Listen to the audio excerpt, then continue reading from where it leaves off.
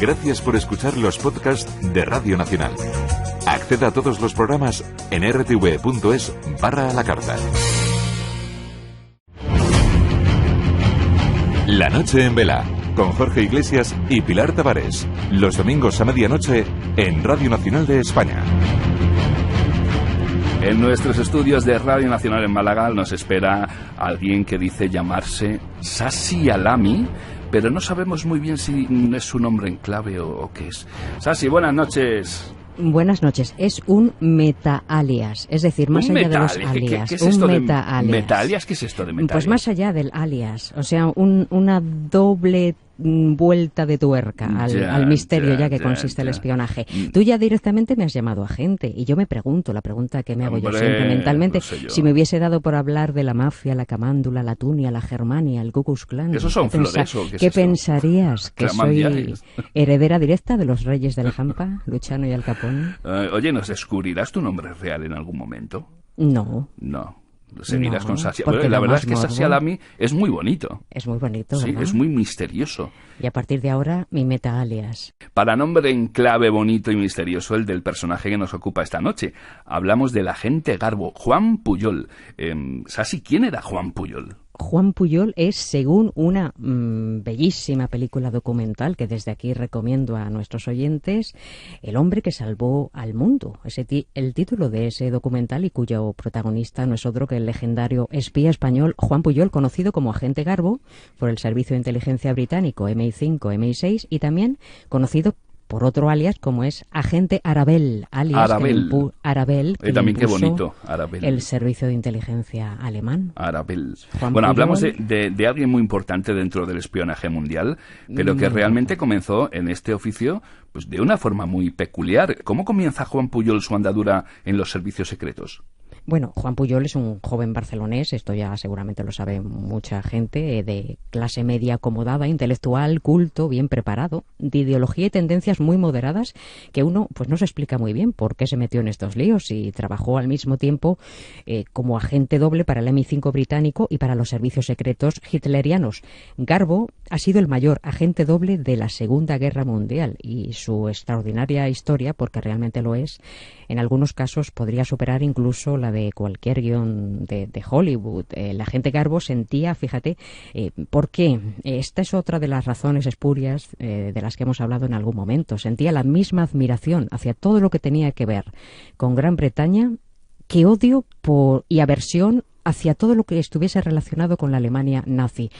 ¿Por qué se convierte en un espía? Garbo decide ponerse en contacto con las autoridades británicas ofreciendo sus servicios de espionaje contra los alemanes, lo cual te aseguro que no les resultó nada fácil porque los británicos eran bastante desconfiados y miraban con mucho recelo a cualquiera que pudiese acercarse o infiltrarse en sus filas. De hecho, primera vez no le hacen ni caso. No le hacen ni caso. De hecho, vamos a ver, la trayectoria del agente Garbo como espía internacional comienza en Madrid, allá por los años 40.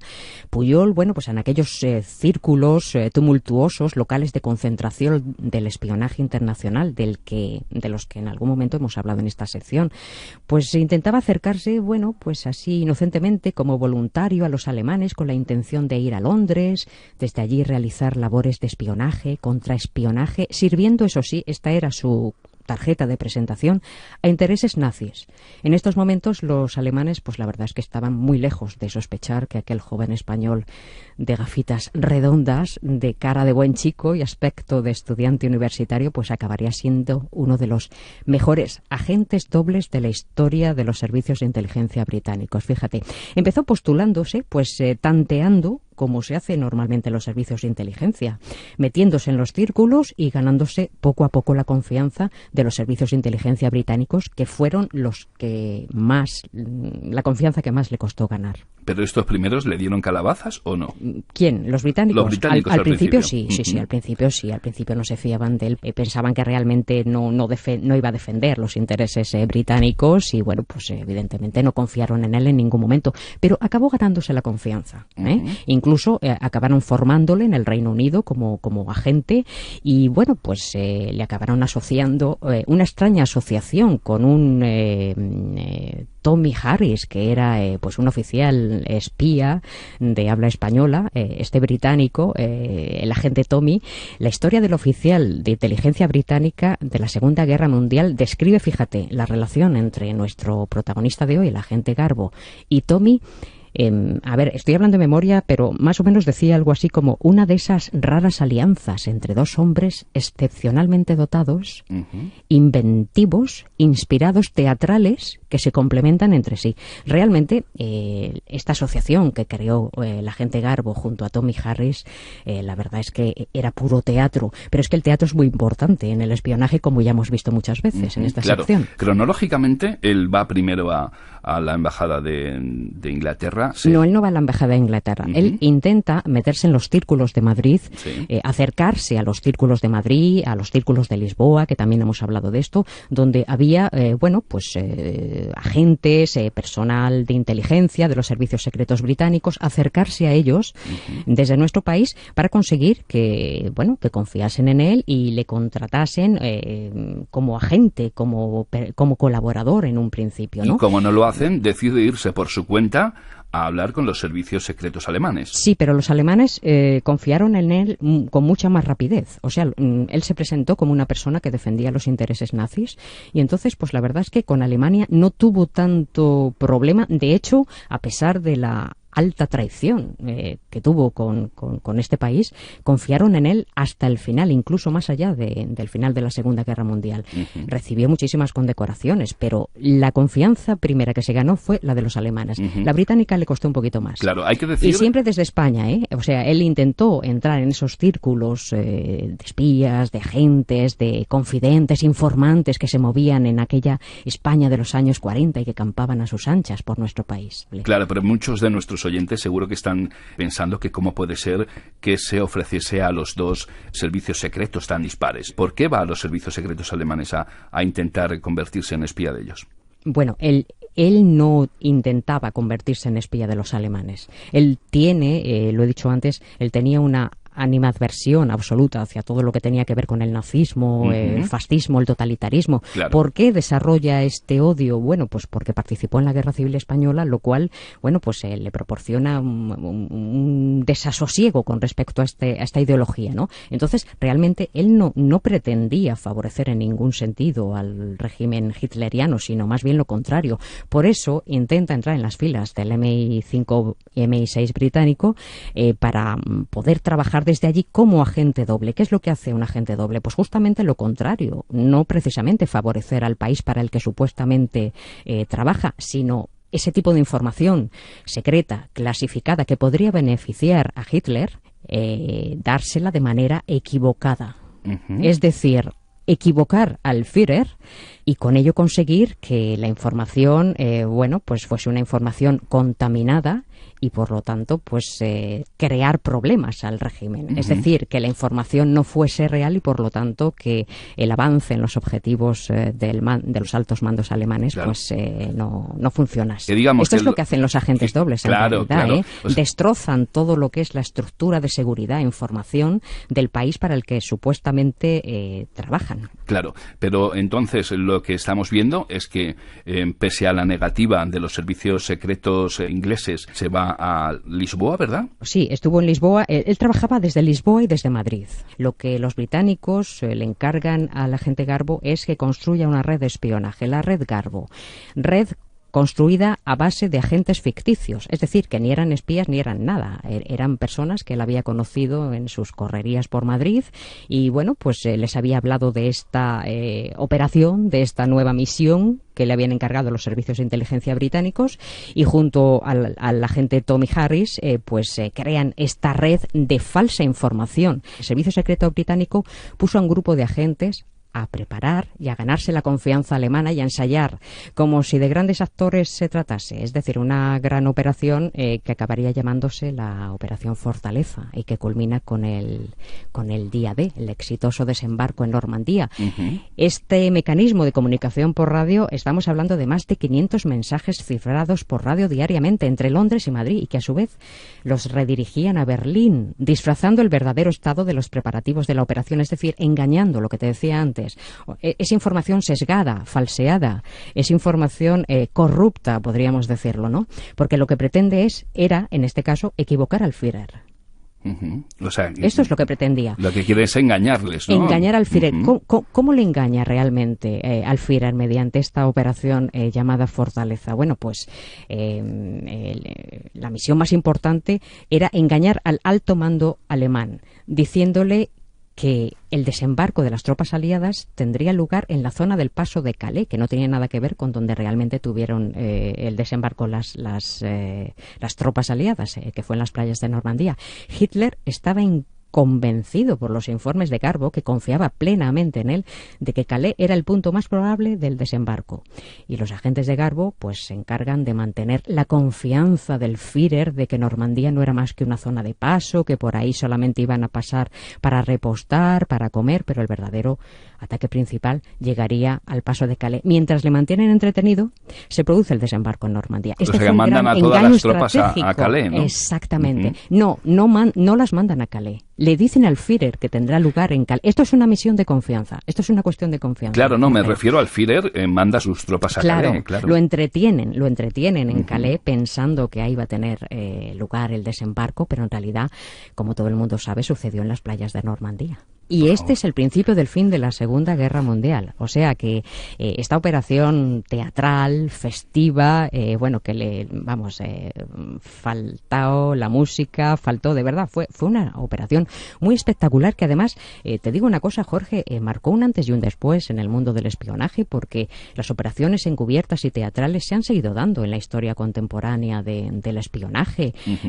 No sé, si quieres te destaco alguna. Cabe destacar, por ejemplo, ¿recuerdas cuando hablábamos de la operación Garbo? Pues esta operación que tuvo lugar en Irán, ¿recuerdas? Con Tony Méndez, cuando lleva ese grupo de cineastas que supuestamente iban a llevar a cabo una película de ciencia ficción, cuando en realidad estuvieron a pocos segundos de que les captase las vacas, la temible policía secreta. Bueno, pues todo este tipo de operaciones teatrales tienen su origen en este modus operandi extraño, extravagante, pero muy efectivo, y que, bueno, pues inventó el agente Garbo junto con el agente Tommy Harris. El cinismo y el teatro, fíjate, Jorge, hay muy pocos agentes que reconocen que estos dos conceptos son atribuibles a la profesión de espía, pero la historia ha demostrado que muchos los han utilizado en circunstancias varias y que además funciona. Es que funcionan. Ha demostrado que una cierta dosis de cinismo y teatralidad puede hacer que prospere una operación de inteligencia. Antes he mencionado Argo, pero para no repetirme, que ya estuvimos hablando en su momento, fíjate la operación Nimrod, cuando en 1980, esto es más reciente, el Ejército Secreto Especial de élite, el SAS, lleva a cabo una operación de rescate en la Embajada de Irán en Londres, muy parecida, además retransmitida por la BBC. Otra operación de inteligencia en directo, tomando como rehenes al personal de la Embajada, unos 26 rehenes. ¿Quiénes eran? Bueno, pues rebeldes de la región petrolera del Khuzestán que protestaban para pedir la liberación de 91 presos políticos en Irán. Fíjate, este episodio que fue olvidado cuando estalla la guerra Irán-Irak, pero una década después, tras la conocida operación como Argo, ambas embajadas, la británica y la iraní, se pedirían cuentas mutuamente por los desperfectos de estas dos operaciones, Argo y Nimrod. No, pero además es que esto tiene un poquito de retranca, porque ambas acordarían una década más tarde que mutuamente se iban a pagar los gastos de reparación de los daños de las embajadas de ambas operaciones.